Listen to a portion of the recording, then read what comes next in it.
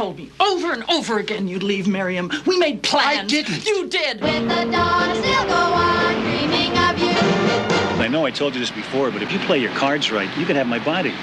Wouldn't you rather leave it to science? You're every thought, you're everything, you're every song I ever sing. If the woman won't listen to reason, then you go on to the next step. What, threats? Violence? What are we talking about here? She can be gotten rid of. I mean, I know a lot of people. Money will buy whatever's necessary. I'm not even going to comment on that. That's mind-boggling. And were there more than 24 hours a day, they'd be spent in sweet content, dreaming away. Hey, listen, marry me. I'm serious. That's the only thing that will satisfy me. Marry me. I'm crazy about you. You're single. You know, my marriage is not going to last. I gotta talk to you. Skies are green, skies are blue, morning, noon, and night too. All I do the whole day through is dream of you. It's a human life. You don't think God sees? God is a luxury I can't afford.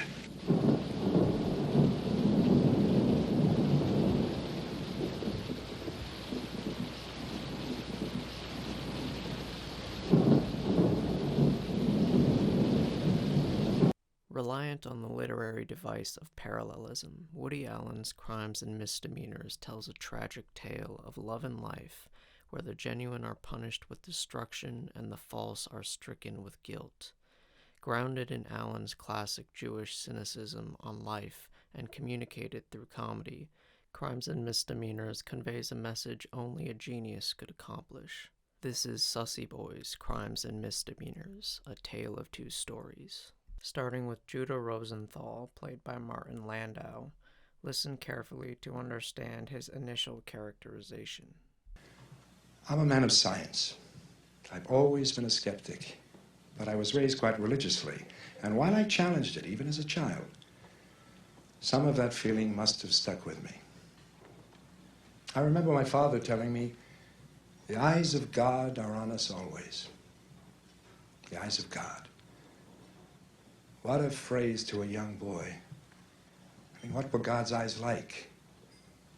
Unimaginably penetrating, intense eyes, I assumed. And I wonder if it was just a coincidence that I made my specialty ophthalmology. This woman's going to destroy everything I've built. That's what I'm saying, Judah. If the woman won't listen to reason, then you go on to the next step. What, threats? Violence? What are we talking about here? She can be gotten rid of. Christ's sake, I mean, after a lifetime of hard work, a man doesn't sit still and watch himself get down the toilet. I mean, does he? And moving around funds is certainly not stealing. Without asking or telling anyone. Look, listen to me. Every cent was accounted for with interest. I don't think they would see it that way. So this is it, right? This is what you plan on doing. You're going to hold on to me with threats, right? Stupid threats and slander. This is your idea of love, right? I will not be tossed out. I want to speak to Miriam. Plans. I didn't. You did. I gave up things for you, business opportunities. Dreams. And there were other men who wanted me. What do you want from me? You think this was an easy decision? I want what you told me you wanted. To be together. Otherwise, I don't know what I'll do, Judah. I'll jump out the window, I swear. You won't be involved, but I'll need some cash. It's a human life. You don't think God sees? God is a luxury I can't afford. Judah Rosenthal goes from "The eyes of God see all" to "God is a luxury I can't afford." Here, Woody Allen characterized Judah Rosenthal as a man at war with himself. His background and upbringing are in battle with what he believes matters most in life: status, wealth, and respect. The realization that he cannot rely on God to solve his problems leads Judah to commit a terrible crime. He commits murder to save his image and name. Next, we see Clifford Stern, who is characterized in the following manner. I love New York. I was born in that building right there, behind the guy, the statue there, the guy in the pedestal. I love New York. It's like thousands of straight lines, just looking for a punchline, you know?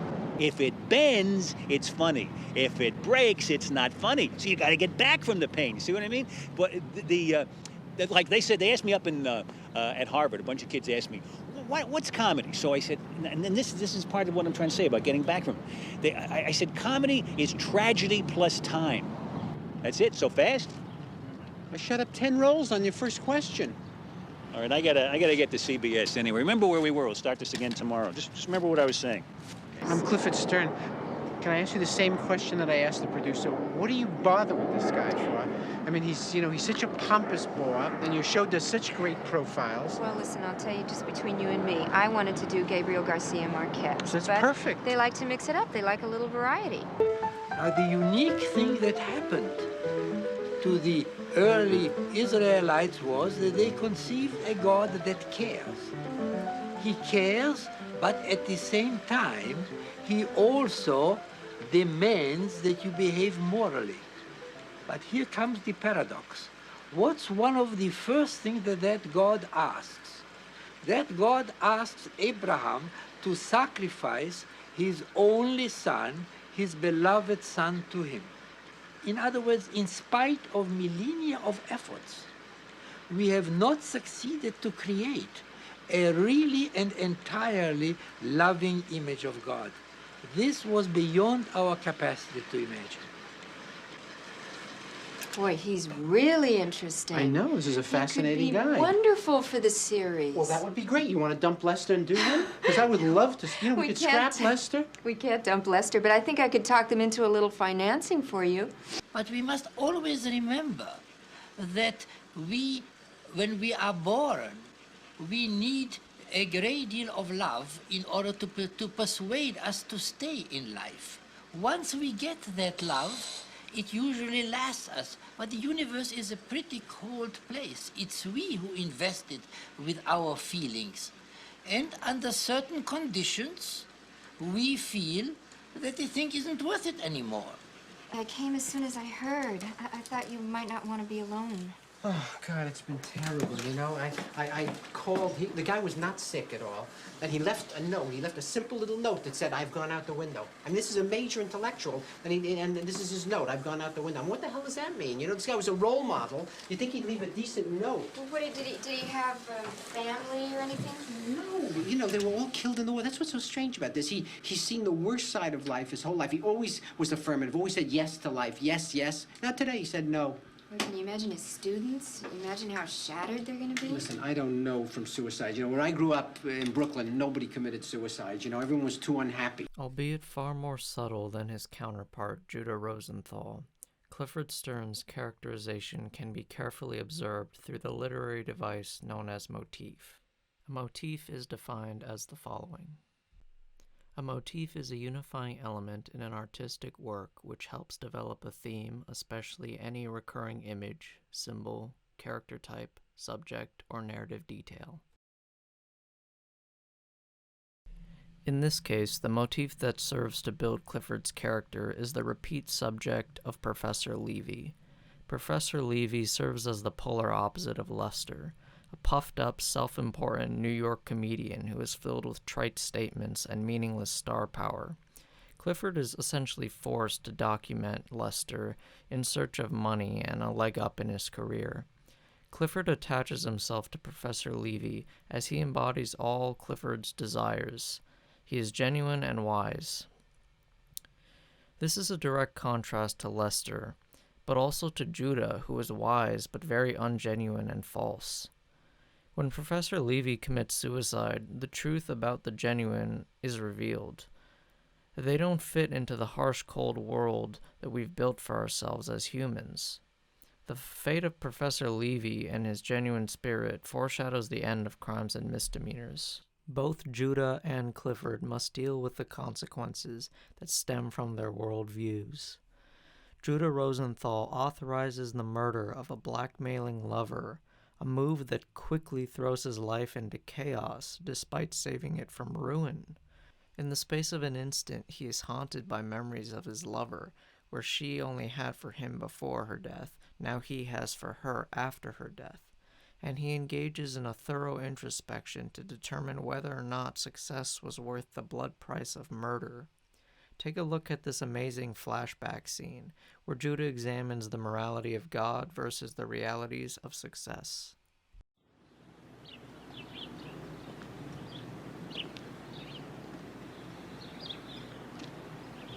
Can I help you?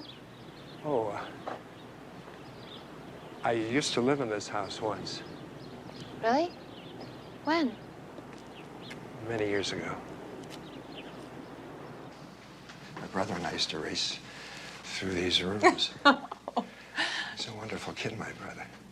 We were very close in those days. My father had high hopes for him, but it never seemed to work out for him. Would you mind if I just take a minute? I mean, everything seems to be flooding through me. Sure.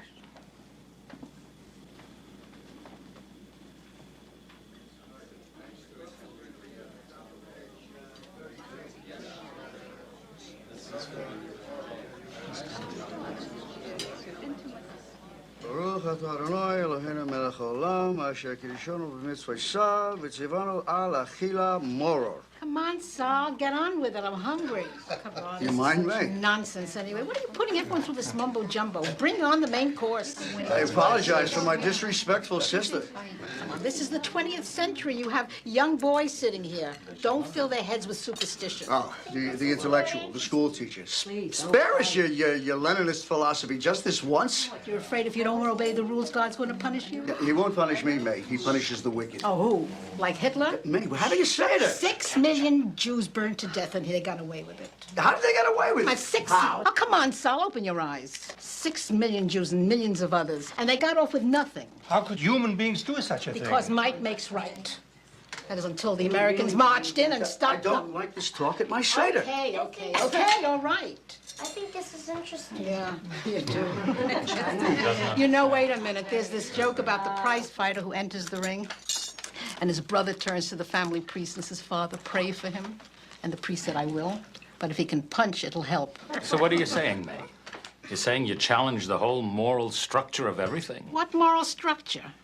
Is that the kind of nonsense you use on your pupils? Do you not find human impulses basically decent? There's basically nothing. Such a cynic, my sister. A nihilist. Back to Russia. Well, listen, I happen to agree with May when it comes to all that mumbo-jumbo. How can you say that? You come to every Seder, you pray in Hebrew?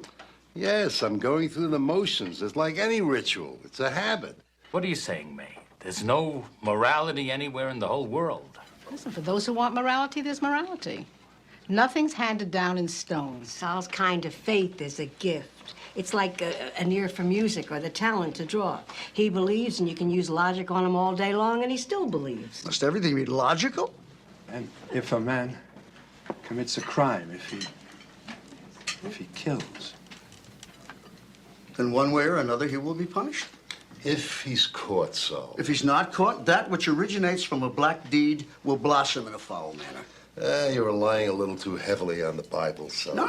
Whether it's the Old Testament or Shakespeare, murder will out. who said anything about murder?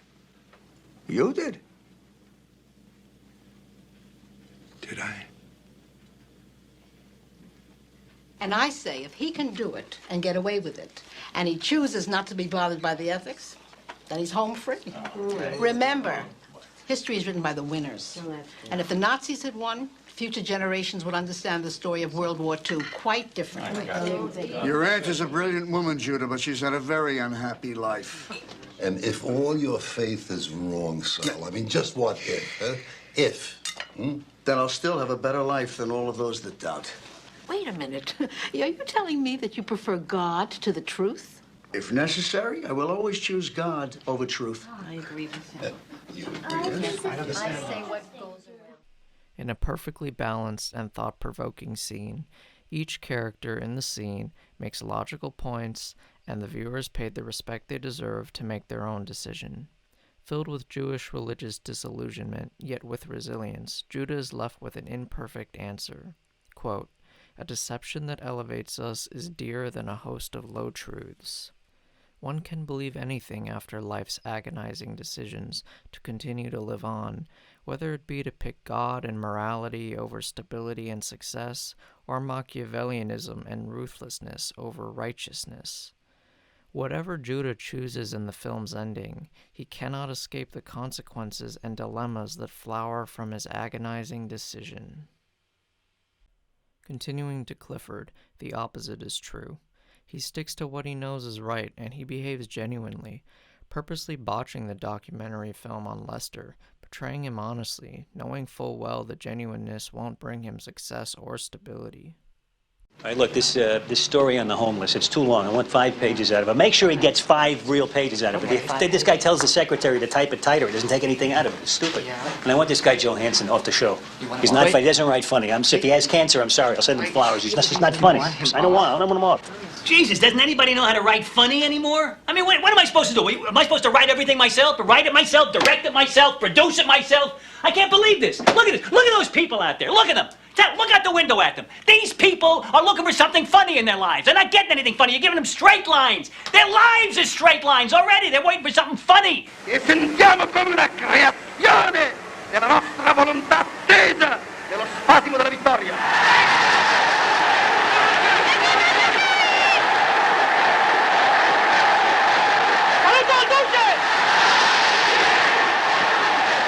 This is terrible.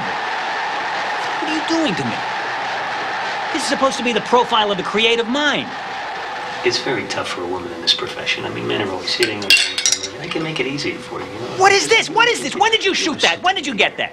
I was lurking around the corner. I had my camera, and I couldn't resist. I saw you guys. I mean, I don't want to do it in a kind of a vulgar way and just, take it off what I see here. I want to find out what's in here, so I gotta, spend some time where we have a little dinner together, and, just to sit around. Okay, you can step aside. I'm taking over this film. What are you talking about? You can't finish my film. I can't read your contract. You promised. Look, the idea was to show the real me. All right, okay, I may not be perfect, but I don't promote values that help, let me get your quote exactly, that deaden the sensibilities of a great democracy. You're fired, Cliff. You're fired. You're out. Get out of here. Go. Thank you. Goodbye. If it bends, it's funny. After losing his job, he grows apart from his love interest, who becomes more distant as he becomes more genuine. Clifford loses his job and his chance at love and happiness to be genuine. In the film's ending, he will try to salvage his love, if not his career.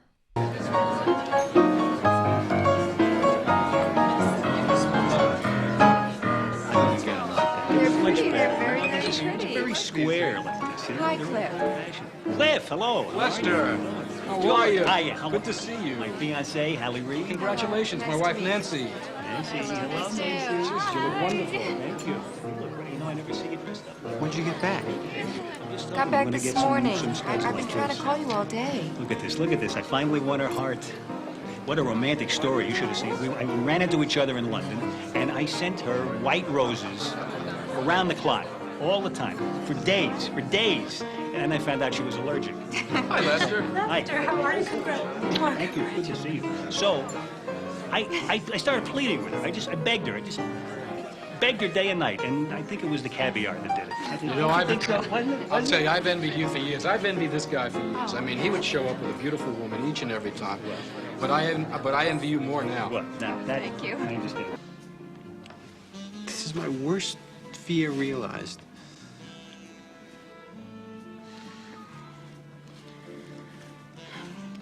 I wanted to give you this letter back.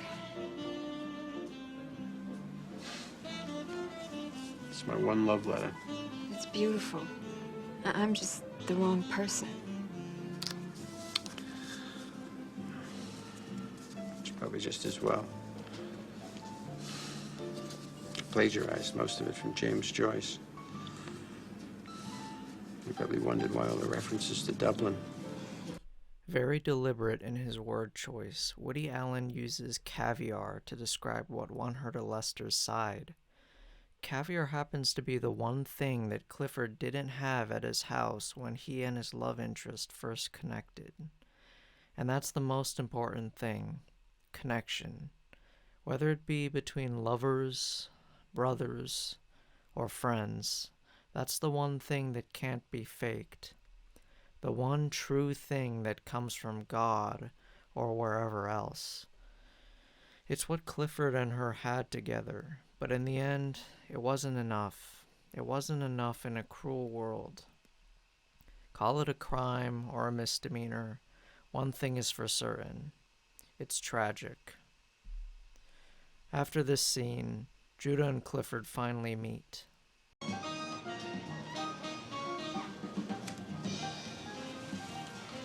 Off by yourself, huh?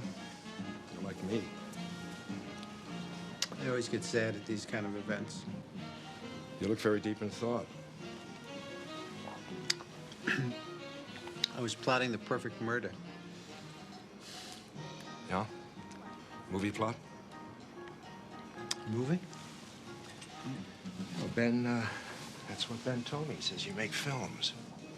Yeah, but not that kind. You know, a different kind. I have a great murder story. Yes? Great plot.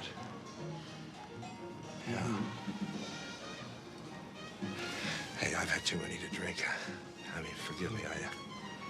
I know you want your privacy. No, it's okay. I'm not doing anything special. Except my murder story has a very strange twist. Yeah. Let's say there's this man who's very successful. He has everything. Let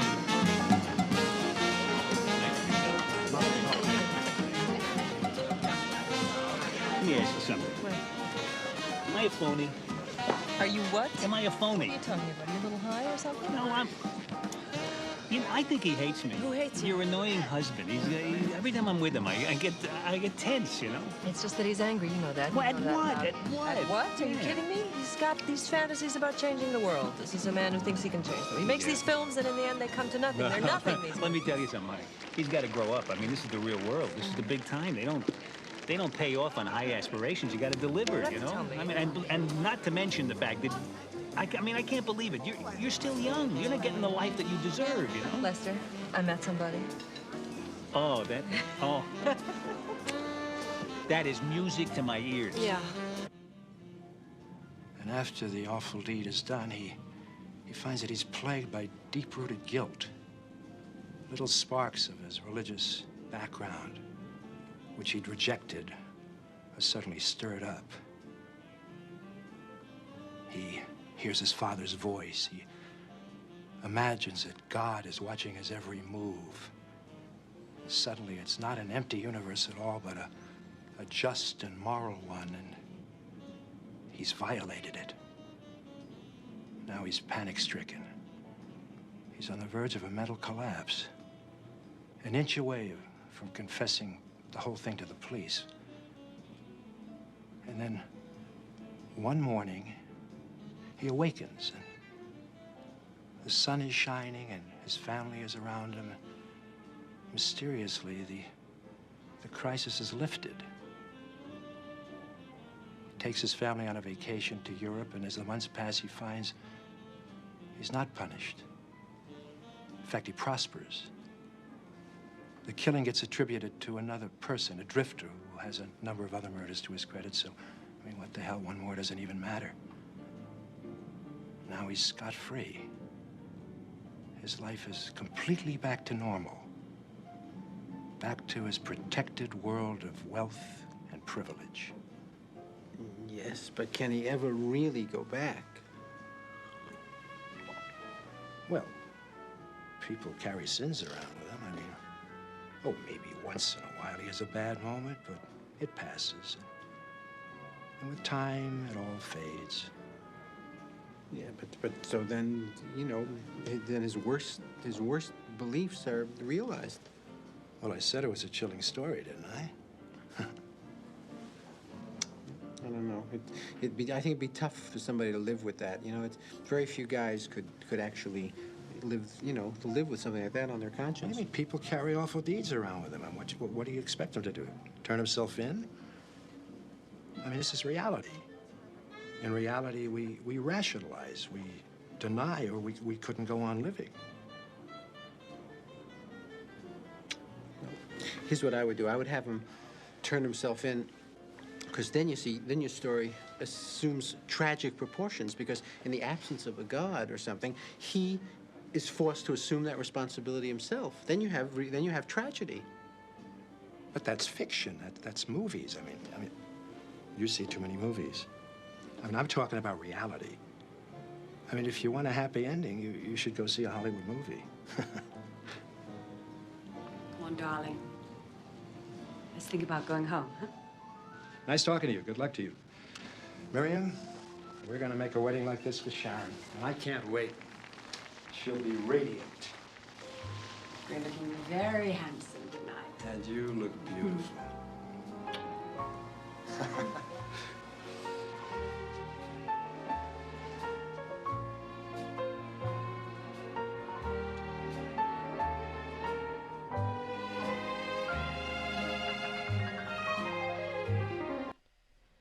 In the end, Judah lands on his feet far better than Clifford for being false rather than genuine.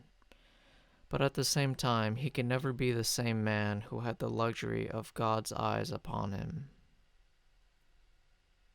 Thank you for watching my video essay on crimes and misdemeanors. To the select few that stayed to the end, realistically none of you, I'd like to say how great this masterpiece of a film is. It ranks in my top 25 movies of all time, a list that I'll put in the description, and all descriptions henceforth. I put hours of work into this video, and I'm happy to say that it matches my Barry Lyndon and Clockwork Orange videos in terms of quality. Thank you for watching and supporting me.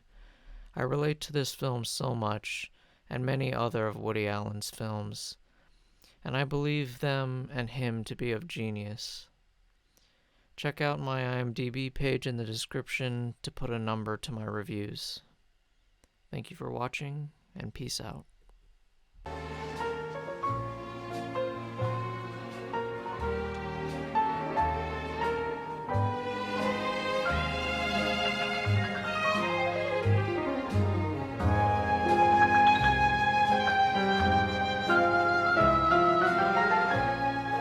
We are all faced throughout our lives with agonizing decisions, moral choices. Some are on a grand scale. Most of these choices are on lesser points. But we define ourselves by the choices we have made. We are, in fact, the sum total of our choices. Events unfold so unpredictably, so unfairly. Human happiness does not seem to have been included in the design of creation. It is only we, with our capacity to love, that give meaning to the indifferent universe. And yet, most human beings seem to have the ability to keep trying, and even to find joy from simple things like their family, their work, and from the hope that future generations might understand more